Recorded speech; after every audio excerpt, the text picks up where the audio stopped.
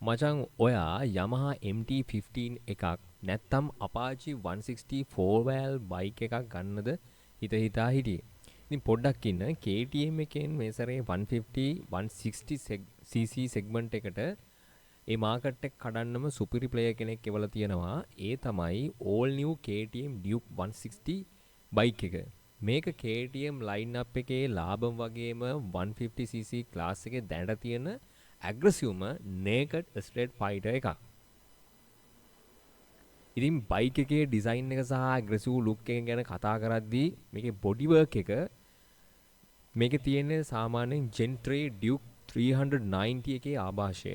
පොඩි බයික් එකක් වුණාට Spawn of the Beast DNA එක පෙනුමෙන්ම බලා ගන්න පුළුවන්. metal fuel tank එකක් එක්ක එන මේ බයික් එක sharp line සහ air intakes නිසා පාරේ යනකොට කාටත් හැරිලා බලන්න හිතන high road presence එකක් තියෙනවා කියලා කියන්න පුළුවන්. chassis සහ framework එක ගැන කතා කරද්දී KTM වලටම ආවේනික split rails frames එන chassis සහ subframe එක මේකෙත් තියෙනවා. ඒ වගේම අලුත්ම 5 spoke alloy wheels හින්දා බයික් එකේ පෙනුම තවත් ප්‍රීමියම් වෙලා තියෙනවා කියලා කියන්න ඕන.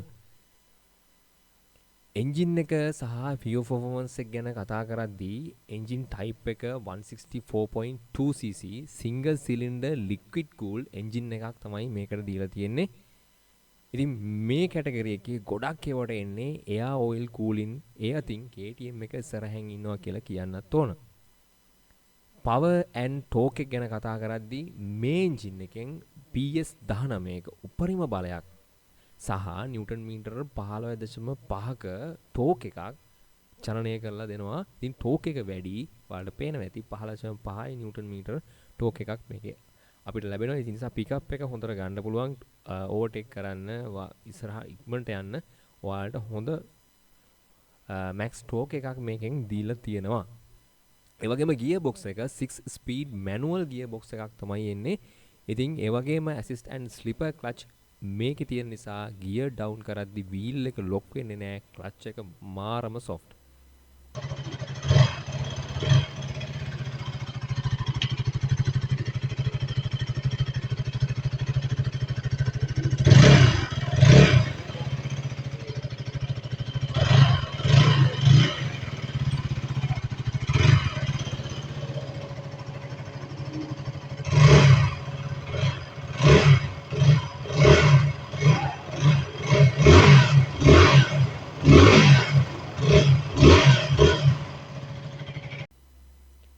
රයිඩින් එක්ස්පීරියන්ස් එක ගැන කතා කරද්දී ෂෝට් ගියරින් තියෙන හින්දා සීට් ට්‍රැෆික් එකේ ඕවර්ටේක් කරන්න මාරම ලේසි. බයික් එක ඇදලා ගන්නකොට තියෙන ක්වික් ඇක්සලරේෂන් එක ඕනෑම කොල්ලෙට පිස්සු වැටෙනවා.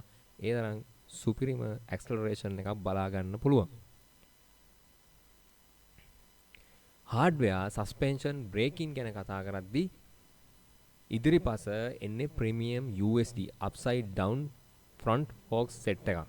පිටුපසට එන්නේ මොනෝෂොක් සස්පෙන්ෂන් එකක්. ඉතින් වලවල් තියෙන පාරවල වුණත් සුව පහසු උපරිමයි වගේම කෝනරින් කරන්න මාරම කන්ෆිඩන්ස් එකක් දෙනවා.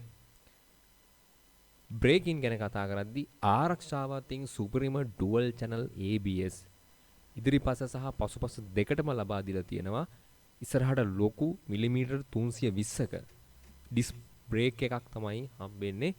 පසට 230 මිලිමීටර් ඩිස්ක් බ්‍රේක් එකක් දීලා තියෙන නිසා බ්‍රේකින් පවර් එක මැක්සිමම් උපරිමයි.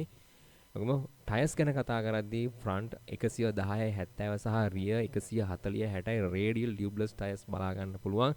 පාරේ ග්‍රිප් එක සුපිරියටම සෙට් වෙලා තියෙනවා ටයර්ස්.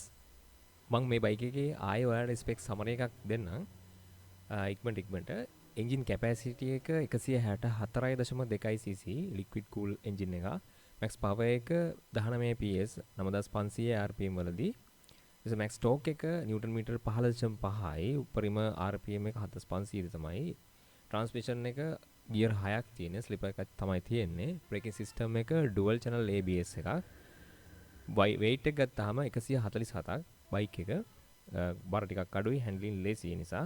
ෆුල් ටැන්ක් කැපැසිටි එක ලීටර් 10.1යි. සීට් හයිට් එක සාමාන්‍යයෙන් මිලිමීටර් 815ක් වගේ තමයි තියෙන්නේ. ග්‍රවුන්ඩ් ක්ලියරන්ස් එක සාමාන්‍යයෙන් 174යි. හම්ප් වල වදින්නේ නැහැ ලංකාවේ තියෙන පාරවල අවුලක් නැතුව යන්න පුළුවන් ඒ නිසා. ඊළඟට ටෙක් ඇන්ඩ් ෆීචර්ස් ගැන කතා කරද්දී මේකේ variants දෙකක් තියෙනවා STD standard සහ TFT variant එක. TFT variant එකේ Supremo 5 inch color TFT display එකක් බලා ගන්න පුළුවන්. මේ මං කතා කරන බයික් එකත් TFT display එකක් තියෙන බයික් එක. Bluetooth connectivity එක, ඒ වගේම turn by turn navigation එක, map එක බලන්න පුළුවන්.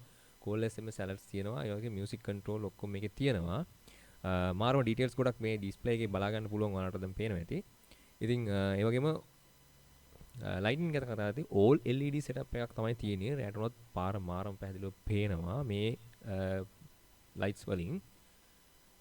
KTM Duke 160 එකේ display ගැන වීඩියෝ එකේ වෙනම segment එකක්. ඉතින් මේක කතා කරනවා නම් වෙනම වීඩියෝ එකක් කරන්න වටිනවා. ඒ තරම් touch කැලි මේකේ බලා ගන්න පුළුවන්. මාරම ප්‍රීමියම් එකක් කියලා කියන්න ඕන අනිවාර්යයෙන්ම.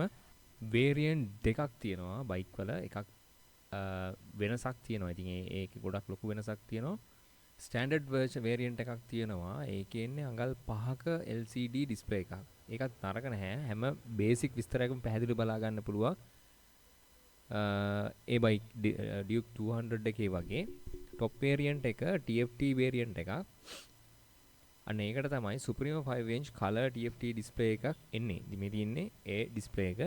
මේ ප්‍රීමියම් ඩිස්ප්ලේ එක 2026 Duke 250 සහ Gen 3 Duke 390 බයික් වල එන ප්‍රීමියම් ඩිස්ප්ලේ එකේ ලේඅවුට් එකටම තමයි හදලා තියෙන්නේ. high resolution එකක් වගේම visibility එකක් තියෙනවා. ඉතින් මේකේ resolution එක මාරම clear.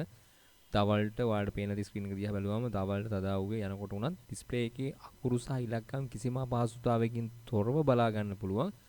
anti glare ස්ක්‍රීන් එකක් තමයි එන්නේ. ඒ වගේම අවට තියෙන එළිය අණුව ඩිස්ප්ලේ එකේ බෑග්ග්‍රවුන්ඩ් එකේ කලර් එක ඔටෝ මාරු වෙනවා. රැට ඇහැට පහසු වෙන විදිහට ඩාර්ක් මූඩ් එකට හැරෙන නිසා ධාවනය කරන්න ගොඩක්ම ලේසි. ඒ වගේම සාමාන්‍ය බයික් වල වගේ අර සීරන ප්ලාස්ටික් කෑල්ලක් නෙමෙයි තියෙන්නේ. මේකට දීලා තියෙන්නේ ප්‍රීමියම් බොන්ඩඩ් ග්ලාස් නිමාවක්. ඒ නිසා පහසුවෙන් අර හීරෙන්නේ නැහැ. ප්‍රීමියම් ග්ලාස් ෆිනිෂ් එකක් ඇවිල්ලා තියෙනවා කියලා ඔයාලට ඩිස්ප්ලේ එක බැලුවහම පේනවා. ඉතින් අපි බලමු ඊළඟට ඩිස්ප්ලේ එකෙන් බලා ගන්න පුළුවන් තොරතුරු මොන වගේද කියලා. ඉතින් ස්ක්‍රීන් එක බලද්දී ඔයාලට ලස්සනටම විස්තර එක ලස්සනට ලේඅවුට් එකකට බලා ගන්න පුළුවන්. ඉතින් මේකේ තියෙනවා ඩිජිටල් ස්පීඩෝමීටර් යන ටැකෝමීටර් එක, RPM ලේඅවුට් එක, ඊට පස්සේ ගියර් පොසිෂන් ඉන්ඩිකේටර් එක, ෆුවල් ගේජ් සහ එන්ජින් ටෙම්පරේචර් එක, clock and trip meters, trip A, trip B වගේ විදිහට රියල් ටයිම් ෆුවල් එකනමි එක. ඒ කියන්නේ ඒ වෙලාවේ තෙල් කොච්චර වැඩ කරනවද අප්ඩේට් එක බලා ගන්න පුළුවන්. ඒ වගේම distance to empty කියන්නේ දැන් තියෙන තෙල් ප්‍රමාණයෙන් තව කිලෝමීටර් කීයක් යන්න පුළුවන්ද කියන එක බලා ගන්න පුළුවන්. ඒ වගේම next gen connectivity එක බලා ගන්න පුළුවන්. ඒ කියන්නේ මේකේ අර වැදගත්ම දේ තමයි ස්මාර්ට්ෆෝන් pairing එකක් ලබා ගන්න හැකියාව තියෙනවා. Bluetooth හරහා ෆෝන් එකට බයික් එකේ කනෙක්ට් කරාම තමන්ගේ ෆෝන් එකේ බැටරි ලෙවල් එක, සිග්නල් ස්ට්‍රෙන්ත් එක ඩිස්ප්ලේ එකේ වැටෙනවා. වගේම turn by turn navigation පහසුකමත් බලා ගන්න පුළුවන්. ළඟ අපිට මාරම වටින ෆීචර් එකක් KTM app එක දාලා ෆෝන් එක location එක දැම්මම ඩිස්ප්ලේ එකේ ඊදල මගින් පාර පෙන්වනවා. navigation වලට විදිහට ෆෝන් එක හෝල්ඩ් එක ගහන් රිස්ක් එකක් අරගෙන යන්න ඕනේ නැහැ. ඒ නිසා ඉතින් මේ ෆීචර් එක TVS Raider එකෙත් තිබ්බා. ඒ වගේම Pulsar N160 එකෙත් බලා ගන්න පුළුවන්. හැබැයි මේ ඩිස්ප්ලේ එක ටිකක් අර TVS Raider එකත් TFT color display එකක් බලා ගන්න පුළුවන්. ඊට පස්සේ මේ බයික් එකෙත් තියෙනවා බලා ගන්න පුළුවන් අපිට. ඒ වගේම call and SMS notification ගත්තම කවුද කෝල් කරන්නේ ඩිස්ප්ලේ එකේ බලා ගන්න පුළුවන්. handle bar එකේ තියෙන switch කිප්ස් වලින් කෝල් එක ආන්සර් කරන්න හෝ රිජෙක්ට් කරන්නත් පුළුවන් හැකියාව තියෙනවා. ඉතින් ඒ වගේ music control එකක් මේකට ලබා දීලා තියෙනවා. යන ගමන් සින්දු අහන්න, මාරු කරන්න, වගේම volume control කරන්නත් මේ screen එක පාවිච්චි කරන්න පුළුවන්. ඉතින් ඒක ලොකු දෙයක් කියලා හිතනවා.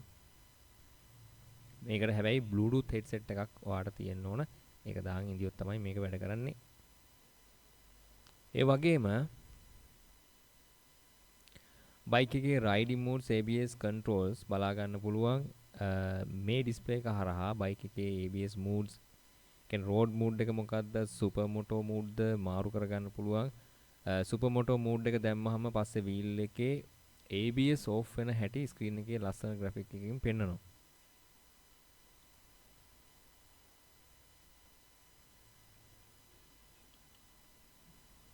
ඉතින් ඔන්න ඔය වගේ ෆීචර්ස් ගොඩක් මේ බයික් එකේ මේ ඩිස්ප්ලේ එකෙන් අපිට බලා ගන්න පුළුවන් හැකියාව තියෙනවා. ඉතින් සුපිරි බයික් එකේ ඩිස්ප්ලේ එක බයික් එක සුපිරි බයික් එකක් කියලා කියන්න ඕන අනිවාර්යයෙන්ම. හැබැයි ගානන් ටිකක් වැඩි යාළුවනේ සාමාන්‍යයෙන්.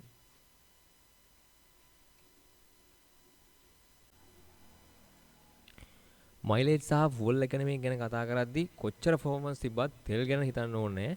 මොකද මේ බයික් එකේ සාමාන්‍ය ලීටර කිලෝමීටර් 36ක් 38ක් අතර වැඩ කරනවා. පව එකත් එක්ක බලද්දී මේක හොඳ මට්ටමක තියෙනවා කියලා කියන්න ඕන.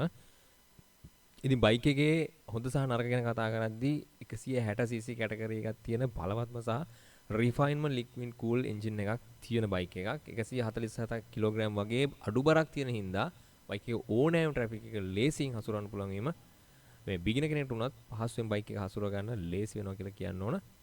ඒ වගේම මිලිමීටර් 320ක විශාල ෆ්‍රන්ට් ඩිස්ක් එකක් සහ ඩුවල් channel ABS මේ බයික් එකට ඇවිල්ලා තියෙන නිසා බයික් එකේ ආරක්ෂාව කියන්නේ බය වෙන්න නම් දෙයක් නැහැ. මොකද ලිසන්නේ නැතුව බ්‍රේක් ගහන්න ඔයාලට බය නැතුව බ්‍රේක් කරන්න පුළුවන්. මොකද පුරුදු වෙන කෙනෙක්ට උනත් බයික් එකක් පදින්න මුලින්ම බිගිනර් කෙනෙක්ට උනත් මේක ඒක වැදගත් වෙනවා. මොකද අර එකපාරට බ්‍රේක් ගහනවා සමහරවිට පුරුදු වෙන කෙනෙක් එකපාර දන්නේ නැතුව බ්‍රේක් ගහනවා. එක්ක පිටිපස් විතරක් බ්‍රේක් කරනවා නැත්නම් ඉස්සරහ විතරක් බ්‍රේක් කරනවා. ඒතර ওই දෙක බැලන්ස් කරගන්න මේ ABS නිසා විශාල වාසියක් වෙනවා අනිවාර්යයෙන්ම. මොකද ලිස්සන්නේ නැතුව වැටෙන්නේ නැතුව පදින්න පුළුවන් වෙන හින්දා. ඉතින් පෙනුම් පැත්තෙන් 100ක් ප්‍රීමියම් ඩියුක් ලුක් එකක් තියෙනවා බයික් එකේ.